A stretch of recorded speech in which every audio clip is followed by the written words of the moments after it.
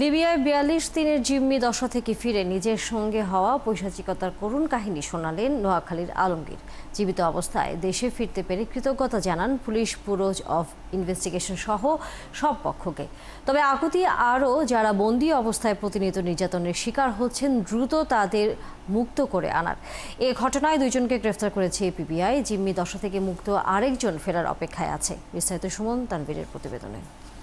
সুদূর লিবিয়ায় ভাগ্য বদলের সন্ধানে গিয়ে ভাগ্যদেবতার এমন নির্মম পরিহাসের শিকার হন নোয়াখালীর আলমগীর। মুক্তিপণের টাকা আদায়ে অপহরণকারীরা ফোন দিয়ে আপনজনদের নির্যাতনের ভিডিও দেখিয়ে যাচ্ছিল প্রতিনিয়ত। সব ভাঙিয়ে লাইছে, ঘিরে এগোনের কিচ্ছু নাই। ২২ লাখ টাকা মুক্তিপণ চেয়ে প্রতিনিয়তই এমন ফোন আসতে থাকে ওই পরিবারে। উপায় না পেয়ে প্রথমে ১.৫ লাখ, পরে আরও ৪ লাখ টাকা দিয়েও মুক্তি মেলেনি। উল্টো নির্যাতনের মাত্রা বাড়ায় অপহরণকারীরা।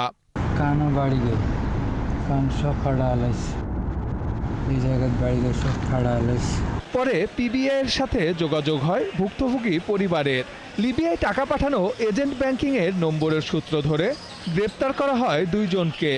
সংস্থাটির সহযোগিতায় ৪২ দিন পর অবশেষে জীবন হাতে নিয়ে দেশে ফিরতে সক্ষম হয় আলমগীর। প্রতিদিন আমাদেরকে ৩ বার করে ফিরত। খাওয়া তো দিতই না, উঠে বলতো বাড়িতে কল দাও। কখনো মুখ ভাইন্দা, হাত ভাইন্দা ৩-৪ জনে ফিরত, পায়ের তাওলায়, বাজুতে, রানে, সব জায়গায়।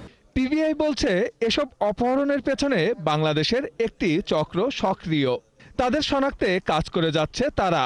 রাসেল হক নামে এক ছেলেকে আমরা বোয়ালিয়া থেকে আমরা গ্রেপ্তার করি এবং রাসেল হকের দেওয়া তথ্য মতে আমরা বেশ কিছু তথ্য পাই যে যারা তার আত্মীয় স্বজন যারা লিবিয়াতে রয়েছেন এবং এই চক্রের সাথে জড়িত। মিন্টু ফরাজিকে গ্রেপ্তার পরেই আমরা একটা চাপ প্রয়োগ করতে সক্ষম হই এবং এই চাপের মধ্য দিয়ে কমিউনিকেশন করার মধ্য দিয়ে আমরা আসামি পক্ষকে লিবিয়াতে বাধ্য করি যে যাতে করে তারা এই ভিকটিমদ্বয়কে ছেড়ে দেয়। জিম্মি দশা থেকে উদ্ধার আরেক প্রবাসী সিরাজউদ্দিন দেশে ফেরার অপেক্ষায় রয়েছেন। তবে দেশটিতে আরও যারা জিম্মি অবস্থায় অবর্ণনীয় দিন যাপন করছে, তাদের উদ্ধারে সরকারকে উদ্যোগী হওয়ার অনুরোধ ভুক্তভোগীদের। আমি যাই পাইছি ৪ জন, আমরা ২ জন ৬ জন, পরে আরও ৩ জনকে কিডন্যাপ করে নিয়ে আসছে। সুমন তানভীর, ৭১, ঢাকা।